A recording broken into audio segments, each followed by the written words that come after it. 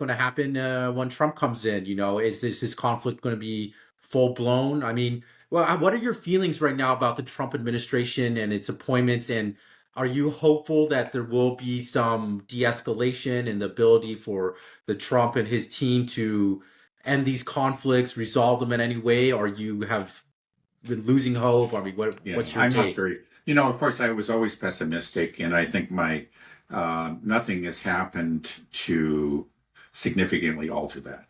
The one thing was the appointment of Tulsi Gabbard, and hopefully she will, in fact, be appointed to that position. But everyone else has just been terrible.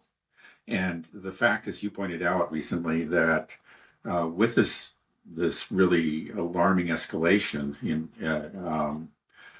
concerning the missiles fired into Russian territory, um, the silence of the Trump administration is very troubling. Hmm.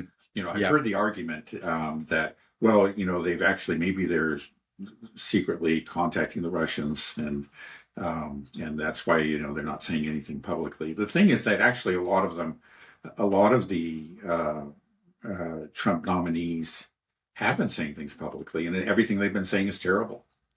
It's just it's got to convince the Russians that nothing's going to change. I really don't have any significant hope for a change of course. I think there Well, will be some kind of effort. Trump appointed this envoy, the peace envoy, but the, it just won't go very far. I mean, it's good that in fact now somebody at a high level will talk to the Russians, but it won't go anywhere. right. Maybe, hopefully, it'll be the beginning of a longer process whereby eventually the Americans come to accept reality. But I think we're a long, long ways from there. Right. So it's General Kellogg, I think, is being Yeah. assigned as a special envoy for Ukraine and Russia. But yeah, I think it is, maybe nothing will come of it, but I think it's a huge step to go from no communication at all to at Mhm. least somebody with Yeah. some authority can talk to Putin, to talk Right. to Lavrov, and just start the dialogue. But if you're not very hopeful, and it's true, like I've been a little bit worried that I haven't heard any condemnation coming out from the Trump administration.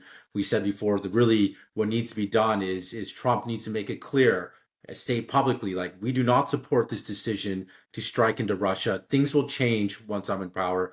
Yeah. Putin, just wait. We got what, 50 days left or so. Just hold on. Once I'm in, then we'll end this nonsense and we can figure out how to hash this out without killing more people and escalating further. But we haven't heard that. Yeah. So, Yeah. And I think just the fact of these nominations are telling the Russians that things aren't going to change. but then does You that know, mean that we're heading towards a direct conflict with NATO? That well, I think there's it's in the end, um, you know, I think it just means that actually things are going to remain the same. Yeah, and that we are heading towards a direct conflict with NATO, no question about it. But Trump's inauguration doesn't really change the fact. I think we're going to see much more continuity than change. wow. Well, that's disappointing. I mean, Yeah, no, that's it is. Yeah, I had, obviously, I never had much hope, but just a little bit of hope.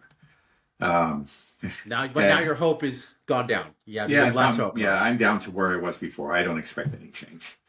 It's just that with the one exception of Tulsi Gabbard, it's just that every other nomination has been just absolutely horrible. I mean, just couldn't be worse. So would we just stay this position until what? Until the whole thing falls apart? I mean, what? And we'll keep on and just play this escalation game, but we're running out of ways to escalate. I mean, Yeah, yeah. Well, that's what I'm saying. It's I think the only cause for hope is just that the reality is that our escalations are going to fizzle. Our escalations are each one of them is going to be managed by the Russians, and the Russians will continue to move forward. The Russians will win this war, and there's really nothing we can do about it. And again, with Putin at the helm, again, I think we can be confident that there's not going to be any sort of reckless, sudden escalation on the Russian part. Um, um, and so they're going to go up. They're going to meet each one of our escalations all the way up to maybe boots on the ground. But that's going to fail too if in fact we go there.